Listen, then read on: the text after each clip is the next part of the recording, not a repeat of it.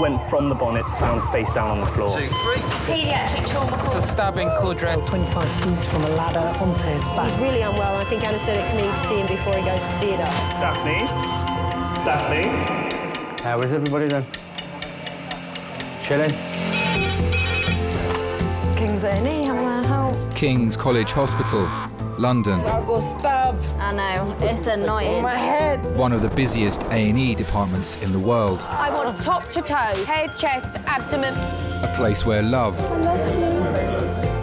life, and loss Don't bloody die. I love you too much for you to die. unfold every single day. All the patients you're about to see were treated in just one 24-hour period. A&E is always like a traffic jam. Can we get a trolley? You've got to realise that there's awful things that can happen to you. I'm so sorry. Life is unpredictable, so it's important that your nearest and dearest know that you love them. You have to tell them that you love them. You must get better and come back to me. I don't want to lose you. Because there may come a time when you're not around to tell them.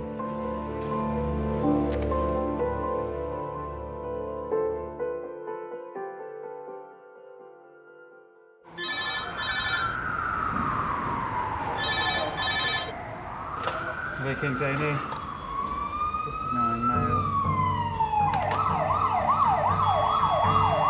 Adult stroke, 10 minutes, adult stroke, 10 minutes.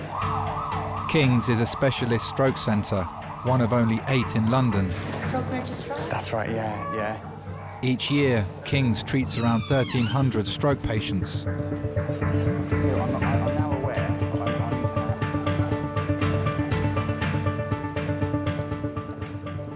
On our stroke unit at King's, we assess 4 or 5 fast calls in a 24-hour period, some of which will turn out to be strokes, some of which will initially look like strokes, but we may decide that's not the case. This is Charles. Charles is 59 years old. Collapsed twice at midday today. He has no recollection of this. His wife was called to come and get him. He was assisted home. Okay. Stroke disease is one of the biggest causes of death in the UK, but certainly amongst adult populations, the biggest cause of disability. Your wife, is that right? Yeah. And I presume you weren't present at all? I was not. No. When I came in, he was different. He was slower, he was slurring, he was not the way I saw him when I was going out. King's have a clot-busting drug which can vastly increase a patient's chance of recovery, but only if given in the first 4.5 hours. In strokes, time is really important. The earlier we can give those treatments, the more effective they are. And there comes a point after the start of the patient's symptoms when those treatments become ineffective and possibly dangerous. Hi, Charles. I'm James. I'm one of the doctors here. And I'm going to do some tests of your nerves, all right? Next thing is just look at my hand here. Look at my hand. So follow it this way. Follow my hand this way. And then over this way. Now touch my finger, please. Touch my finger. Touch my finger. Okay. All right. Okay. Okay, that's good. Can't really find anything. I don't think we're going to thrombolyse him, so try and work out what's going on. The ambulance group brought him as a possible stroke. I don't think it is a stroke, but obviously something's going on, so we'll try and work out what that is, okay?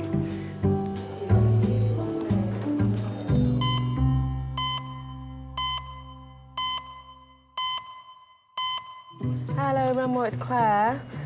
Have you got another space? As soon as I can try and create some space, we can bring this one back out, but all my bays where I need to see people are all taken.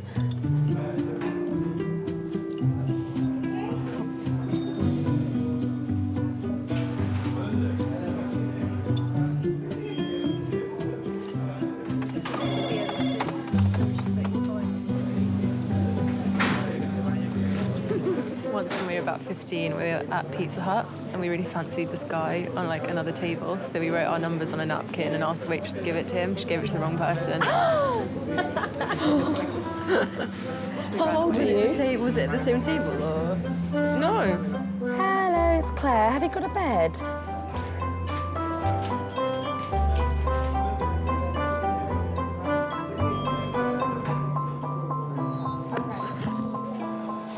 One sip of tea. Very hot. I'll wait for it to cool down a bit. Thank you. Anything happening? Not at the moment, no. Hello, Kings, any recess? Yeah. Thank you, bye.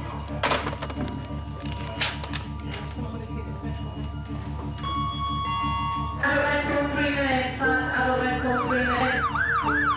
72-year-old Laura is being rushed to King's, having suffered a suspected stroke.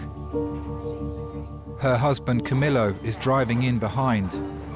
I was down here in the kitchen, and she came down about around 9 o'clock, and she made herself a lemon tea.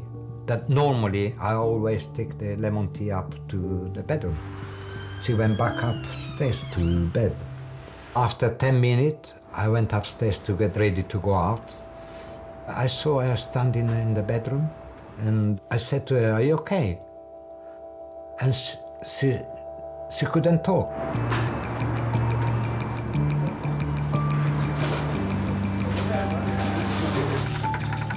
She had a piece of paper and she wrote, "I think I have a stroke." Then I phoned the ambulance. Stroke over here.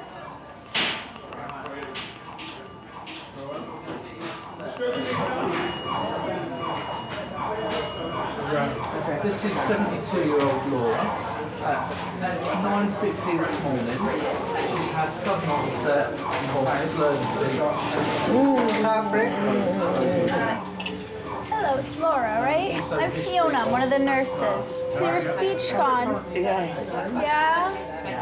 I know you want to say the words, but you can't, right? Yeah. Okay. She must have been desperate to make people understand what she was feeling, but she couldn't. Okay, it's gonna be okay. You're in the right place, all right? And we'll take good care of you.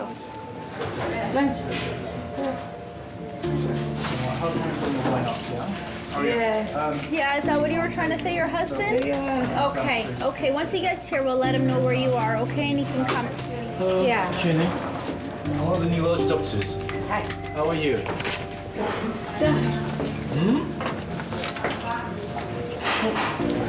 Don't worry, we'll try and look as to why that is, okay? Doctors will scan Laura to find out if there is a blood clot on her brain. Can you have his leg up for me? We've got a husband here. Shall I put him out? No.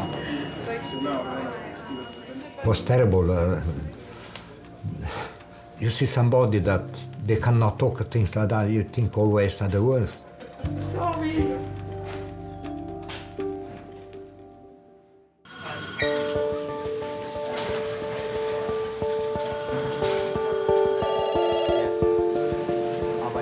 Laura is being rushed to the CT scanner to confirm if she's had a stroke.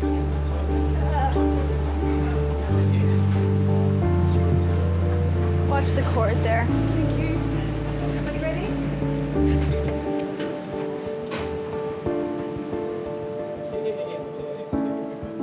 We met in the city.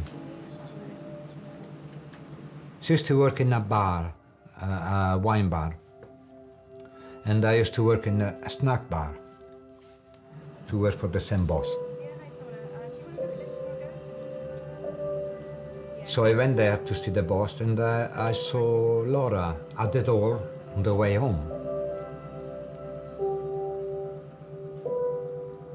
She had a fantastic body,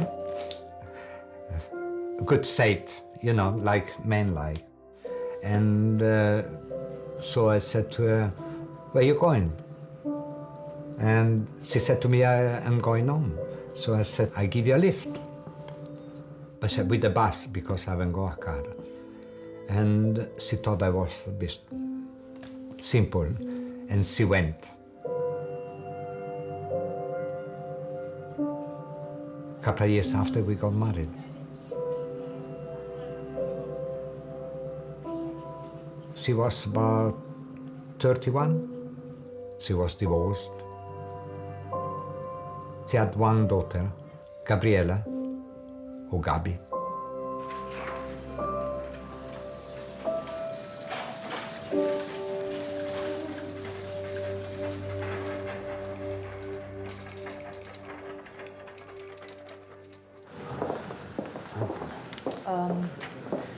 She's here. Do you want to come and say hello? Hello, Dr. Marjorie.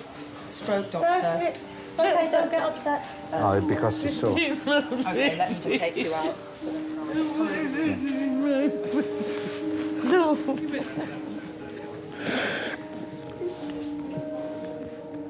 Laura's daughter and grandchildren have come to see her.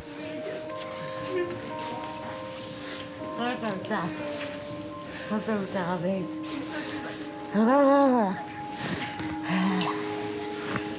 It's a joke. Oh, well, at least you can still talk. No, can't. Oh, good. And I do too. And I do, and I do. My mother brought me up on her own from the age of 2. She loved taking me to the circus. We'd go to the park. Battersea Fun Fair was still around, so I remember going on the rides with her.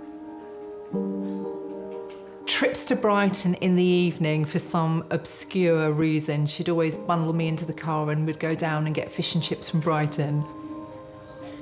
Shopping, lots of shopping. She had this habit of buying these lovely Italian booty things that would go up the ankle with these frilly ankle socks. Patent, red patent, black patent, anything that was shiny. I had fun with my mum. Speak to the doctors.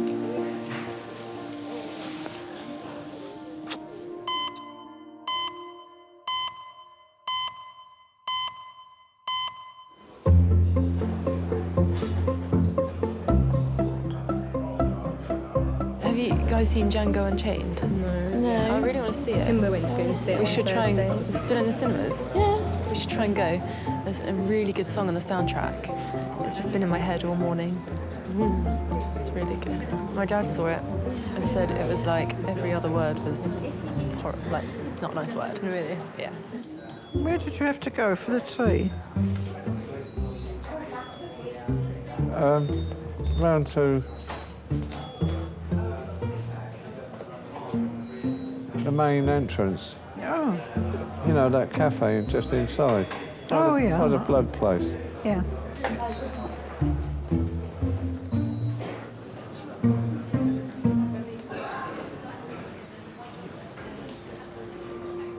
"47-year-old father of 3, Nick, has collapsed in reception. He's being rushed straight through to resus.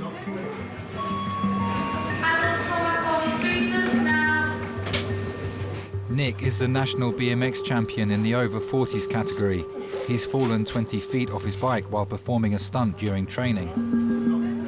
It's in the morning, it's just a normal training session. I was like somewhere behind him when he did it. Oh, right. I just heard a bang. Yeah. And looked over and he was just on the floor. Get me your collar, please, a regular collar. We've trauma called this patient. Basically, mechanism of injury on a BMX bike, flipped up in the air at 20 foot, he's fell off it. Left-sided severe chest pain, and his wife's brought him up, so we're going to now collar him. How many layers? He seemed all right. He managed to get up and walk over to a chair and go and sit down. While Mum said it was kind of when he got to the hospital that he was suffering. Hi, Nick, I'm Lala. Yeah, sorry, that was Matt. So I'm Lala, I'm one of the trauma consultants. Because what's happened is you've triggered a trauma call, essentially, because of what's happened to you. So a lot of people are going to arrive, OK? And we're going to do things in a very structured way, which you may find frustrating, but you just need to bear with us, OK? Certainly when they come to majors, people think they're unwell, but sometimes people don't realise how unwell they are.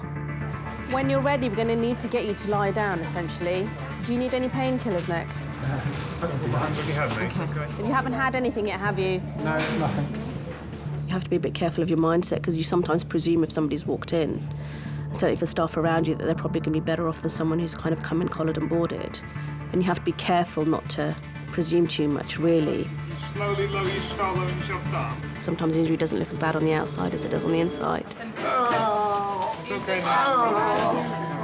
Where's it? All the way down on your back. Okay. Right left side. My chest. Let's get some monitoring and stuff on you.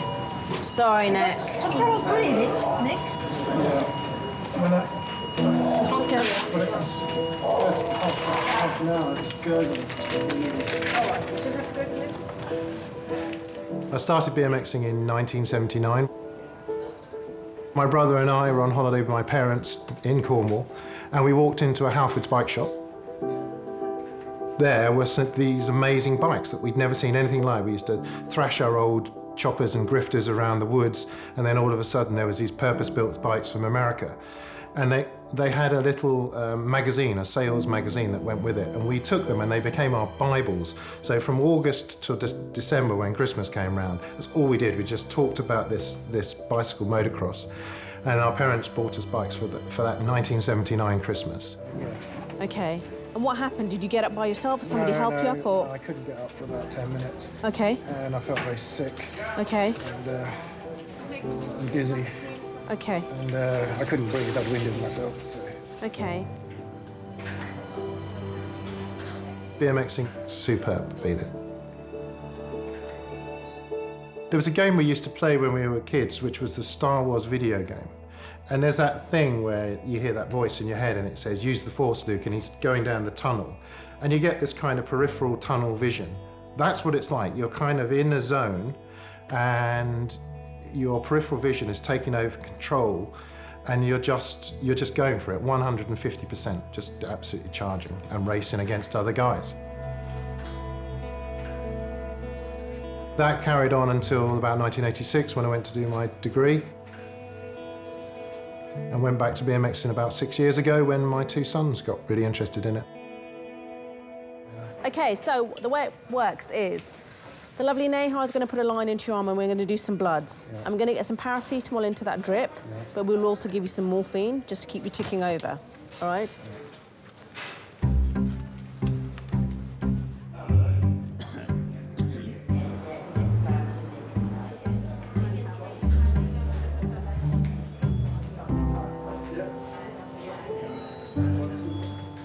83-year-old Marjorie has come to King's with pain behind her eye following a recent bout of shingles. Her husband David has brought her in. Did they say anything about the eye? No. Hmm? No. What you got there? Sandwich. Yeah, she looked at it. Hmm? She looked at it, but didn't make any observation. Yeah.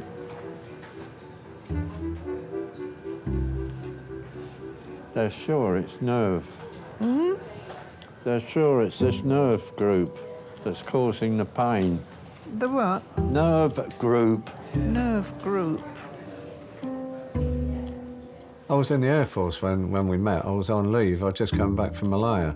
So I was as brown as a berry. And unbeknown to me, Marjorie had seen me in Sydenham in a sweet shop. Do you want a sip of tea now? Be nice, thank you. What did you eat? Sandwich. What did you eat? It's a sandwich. Do you want a bit? Oh, no. Something. What is that? It's a BLT. No, thank you. When I first saw him, he was very tall, very tan, in his uniform. And I'd always liked men in uniform. And I thought, wow, he's a bit of all right. If I saw him in the road, I would follow him along and go in any shop that he went into and hope that he would notice me, and he never did. And I thought, well, is he worth waiting for? How are you, Marjorie? Hello, okay, thank you. Any better? It comes and goes in waves. Comes and goes. It was really the dogs that brought us together. I had a dog, Chum. She saw me cross the top of her road, so she dashed back indoors, got her dog, and came up the park to be there at the same time as me. She was very slim, and she had lovely legs, And she walked in a very specific manner of walking. She used to sort of swing one leg round in front of the other as she walked. And it was very sexy. It was really. My dog got naughty with her dog, and I had to sort of intervene, and that's where we started. What we're going to do, we are going to give some tramadol. Have you had tramadol before? Don't think so, but No, I don't Have think so. tramadol, okay. Okay. Right. Thank you. Did you hear what he was saying then? They're going to give you a cyanide pill. Yeah.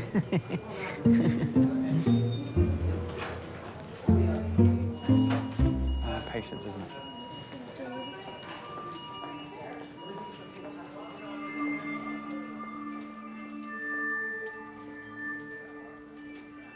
Just tell me what it is. Yeah. It's a stroke. It's a stroke. Yeah, it's a stroke. That's the diagnosis. Yeah. And the stroke has affected what we call the understanding and speaking component. So her speaking isn't Yeah. so normal.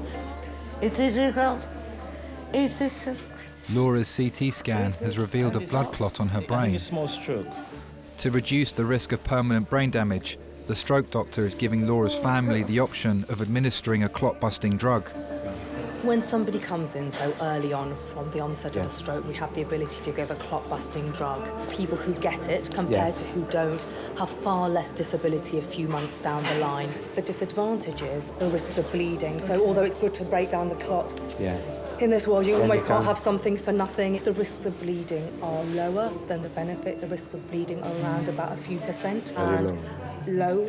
Those people The chance of developing serious side effects from the drug is less than 1%. But there's no point. I can't say to you, it's all good. There's no problems. Yeah. That's not right. That's not fair. That's not the truth.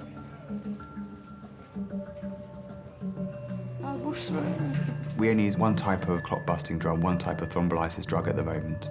By giving those treatments, we hope that we can restore blood supply, thereby stopping any damage to brain cells. But there are downsides because you're cleaning the blood, and some patients will bleed into the brain. And you really do have to pick it for the right patients who do have sort of definite stroke pathology. More patients do better than do badly. I just need to sorry, my head is just all over the place. So you've seen the scan and there's definitely a clot. We know that because you Yeah. can see the stroke symptoms. She was normal, regular tea coming up to bed. You don't have a huge amount of time to think about it, but have a few minutes to talk about it. Or do you want to ask me any questions? You feel that you are hopeless, that really you cannot really decide. You're pushed to decide which way to go, but it's very, very, very difficult. Or you don't know if you make the right decision or the wrong decision. That is the problem. What do you think we should do, Louis?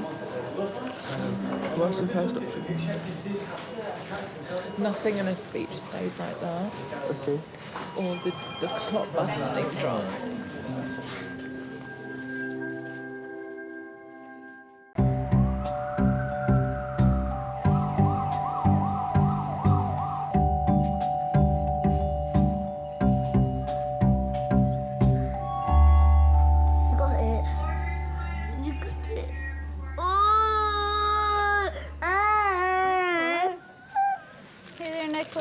I'm Fiona, one of the nurses. I'm going to give you a little bit of morphine for the pain, okay?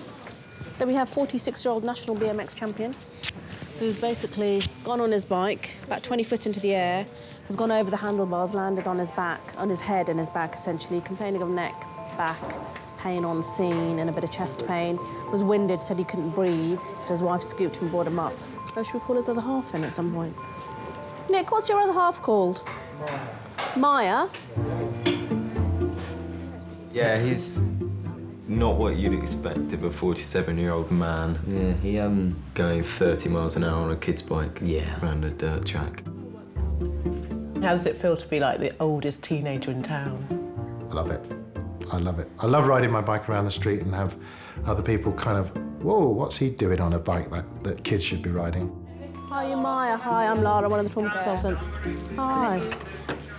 You come in, they're just about to do some x-rays, so if they do, just kind of pop behind one of the screens. My wife's a good athlete. She's always been a good athlete. She's a fantastic ice skater, but she also quite often, I find her just coming back from A&E, putting stitches in her chin where she's fallen on the ice. It's not unusual for us. My wife's got all the insurances in place, and I'm not joking.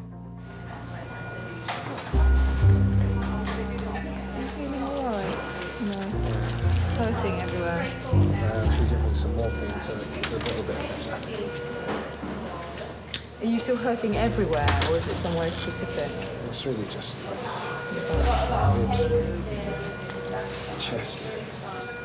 Quite dramatic, isn't it? Nick's x-rays have revealed that he's suffered internal injuries. That's okay, a couple of things. You've punctured your lung, so what we're going to need to do is put a drain into that side to allow the lung to reinflate. The other thing we're going to do, because we found that, we weren't expecting to find it, I think we just need some better imaging, so we'll get a CT done of your chest, your abdomen, we may as pelvis as well, and just check, because you've obviously had a significant injury, so I'm afraid you're going to be with us for a bit longer than you anticipated. Okay? There's worse places to be. I'm going to have to get Jessie to her game, but I can come back. Okay. My daughter plays ice hockey, and my wife had taken over the management of her ice hockey team. So this was the very first match that my wife was going to be in charge. And she was panicking because she had this game at 3 o'clock in the afternoon. So when she came to the hospital, all she was thinking about is, I've got to get my players onto the ice. So she actually had to leave within about an hour of me being in the hospital.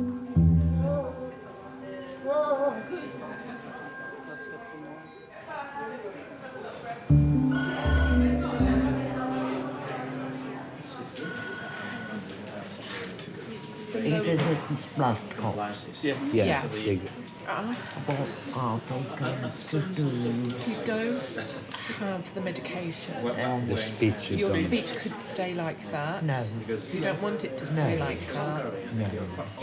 Laura's family are deciding whether to give her the clot-busting drug. There's a risk. Yeah, there is a risk. There's a small chance that giving it to Laura could put her in danger of a bleed on the brain. Gabby, look at me.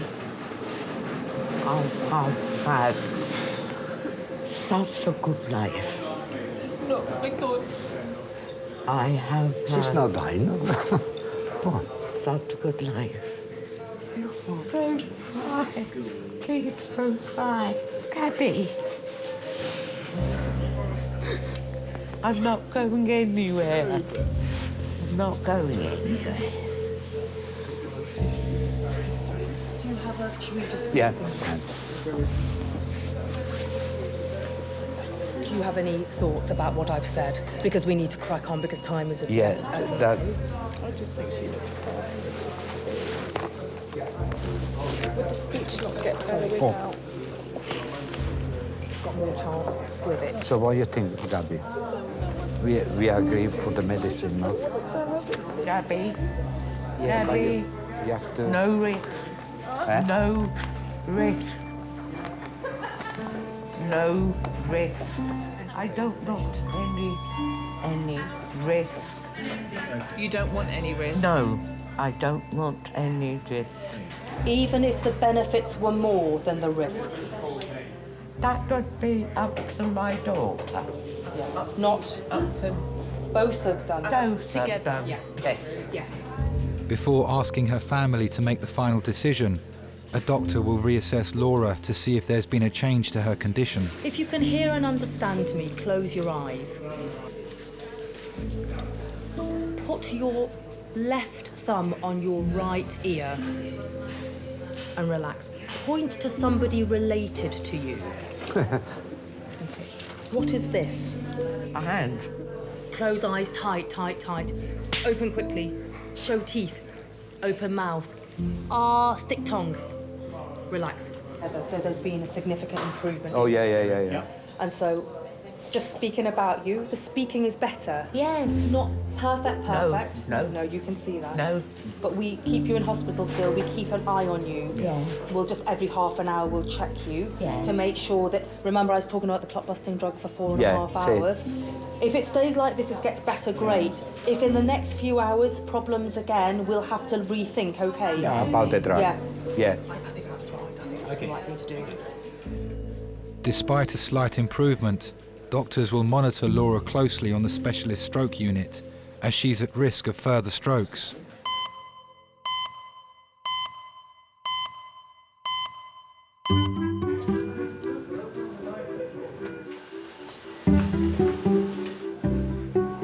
Hi, Toe. I'm really sorry to bother you, darling. It's the old bat.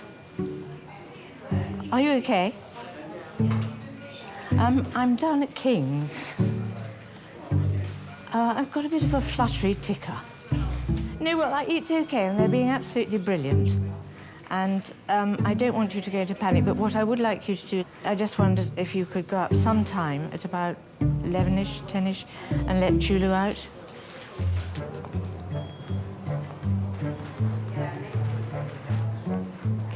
Do you know how to put this up a bit more or not? I should do it. Can you have that up a bit more, please? Yeah, can I put it? Sure. Thank you.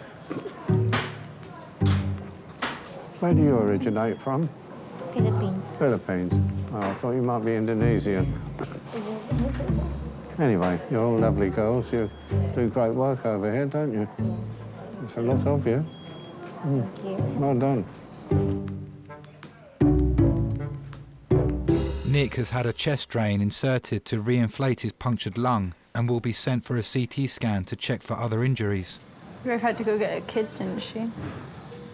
It's complicated. She's the manager of my daughter's ice hockey team. Oh, no. And they had a game that kicked off, faced off about 5 minutes ago.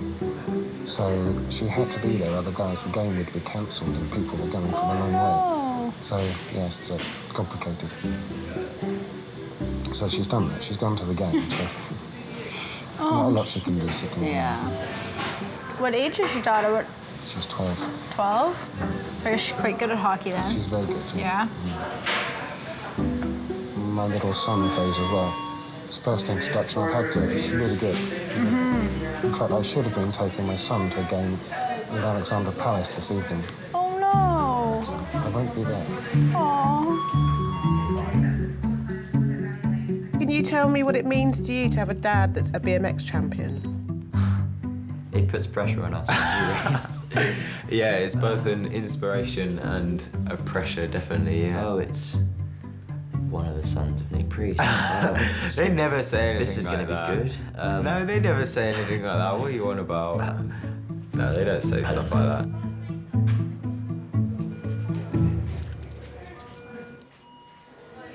We're going to get you around to CT. Right. Because at the end of the day, you've done this, so you could have done something else, and this would count as possibly a distracting injury. So it may be that you've got other injuries elsewhere, but because the pain of this is as much as it is, you're not necessarily going to notice things elsewhere, more subtle things. So that's the reason to get the CT. So the pole. Worrying about myself is one thing, but worrying about the children is another. So when I watch my two boys go round, and they really go for it, and they do much higher jumps. Yeah, it does scare me. It does scare me that they're going to hurt themselves.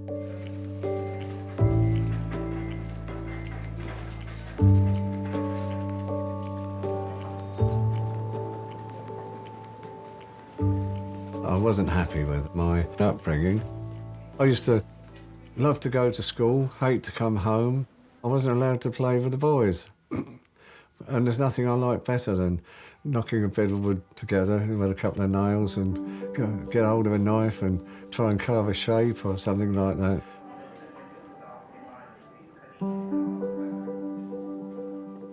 I was born in a workhouse at Watford.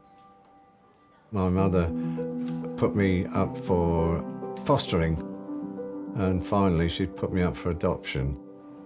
I had to go to a solicitor's office in Reading. The solicitor said, hello, David. In the other room, through that door over there, you'll find there are two ladies, and one of them's going to be your new mummy. See if you can be a clever little boy and pick out which one it is. So I went through the doorway and there were two ladies sitting there. One was a nice round-faced jolly woman and the other one was a vinegary-looking woman. So I moved towards the smiley one and said, this one. And he said, no, David, try again. So I had to go away with the one I didn't like. And I never did like her. She was an elderly spinster, about 50 years old, a war widow. I managed to escape eventually when I joined the Air Force when I was 15. And I've never looked back. Do you want another little bite, Marjorie?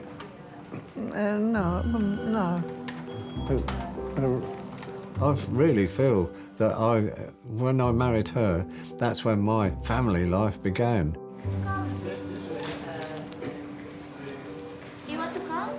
Should I not? Marjorie is being taken for a CT scan to find out what's causing her eye pain.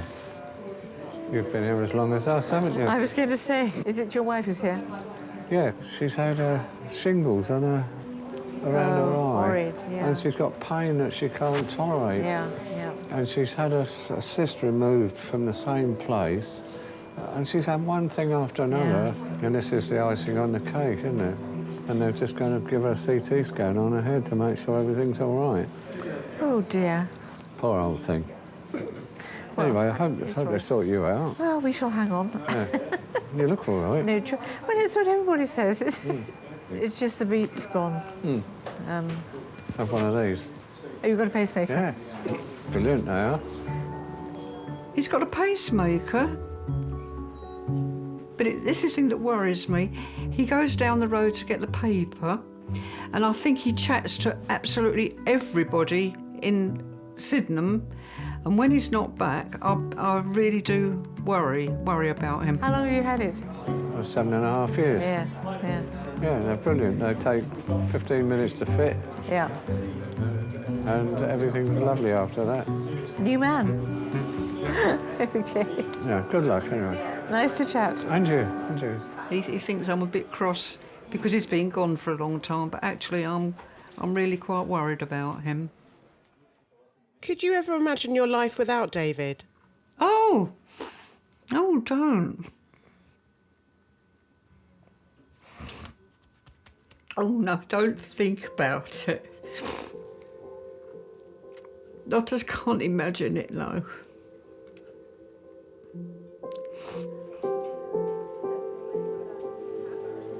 What a scare from here. Talk from here. Paul, you know me, I'm okay. I never expected this. Don't even think. Just think of the future. Life is a chain. You know, you cannot live forever. Someday, something happened to anybody. You have to expect that when you get over a certain age. You have to accept that one day everybody has to die. And it's sad, but it's what is life. I love you, Camille. Yeah, I got you.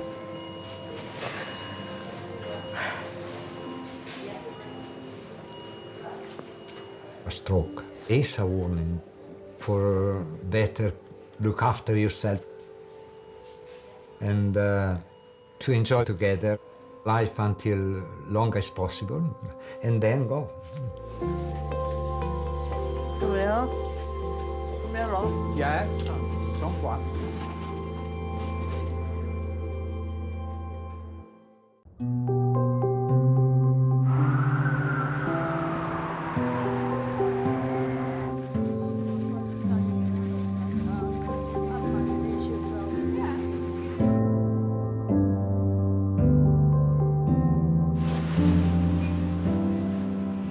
You feel tired? I feel very tired. But I don't want to be alone. You're not going to be alone. Don't worry. Oh, there's hundreds of them out there. No. You're going to be alone. They want to keep her here because apparently the next 24 hours critical. It can happen again, but more severe. To My reduce problem might be my cholesterol might be high. All the cheese. Really rethink your diet now. Because when she eat cheese, she had a whole packet. It's not like me, she had a few slices. She had a whole packet. Feast or famine. Small bread, Just do it. small a whole packet. It's true. All brie cheese is already fat enough. Yeah, maybe we'll cut out cheese for a little while.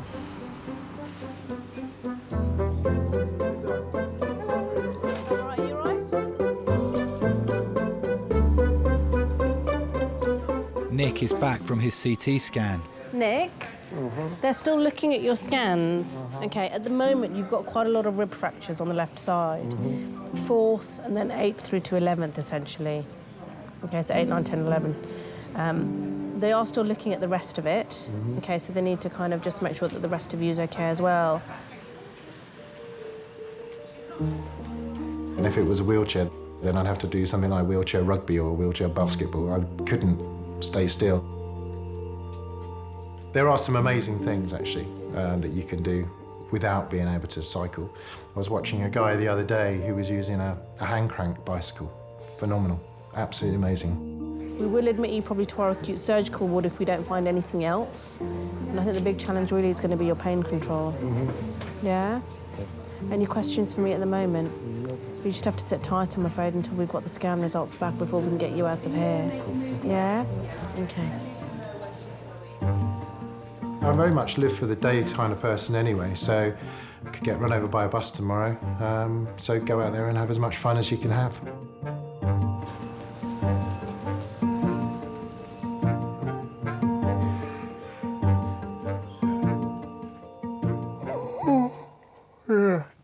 Tired as well. Yes, I am. I am tired now. No, we were up early, weren't we? Oh, yeah, and you've been worried, I expect. Oh, what have I got to worry about?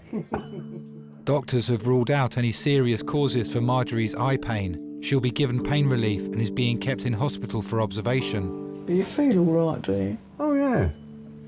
Yes, Just well, don't do anything at home, don't. I'm not going to. I'm not going to do any ironing tonight. No, don't do it. I'm not doing anything. I'm just going to sit and watch the rest of the evening television. We talk about it. Said, what would you do if anything happened to me, Dave? And I say, oh, I'd be horrified, you know, but I could survive. And I've said the same to her. She said, well, I don't know what I'd do without you, because I am her sort of arms and her legs. Because she's not very mobile, I'll go out and get bits of shopping and whatnot.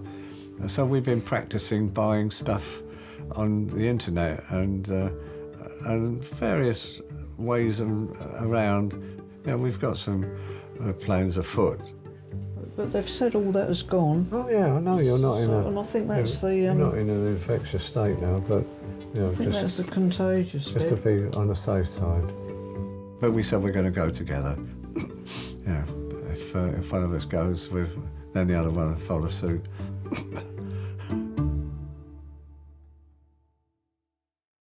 All right then, Dom. Better, worse? That's good. Yeah? Thank you. So, yeah, it's annoying. The season's starting.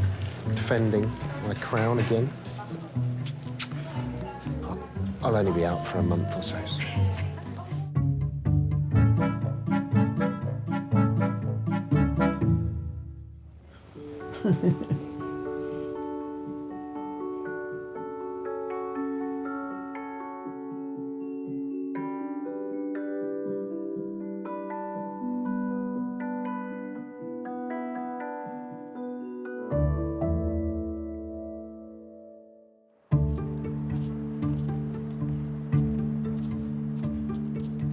Camillo won't let me do anything, apart from cook. He loves I'm the cook. They've got to let me be me, as I was before. I think I'm nearly there. Nearly there. I lose my speech occasionally. I don't lose my speech, I get tongue-tied. I could have another stroke at any time. What I want, see my grandchildren happily married. I just want my grandchildren to have a good life like I had. Because I can't complain about my life at all.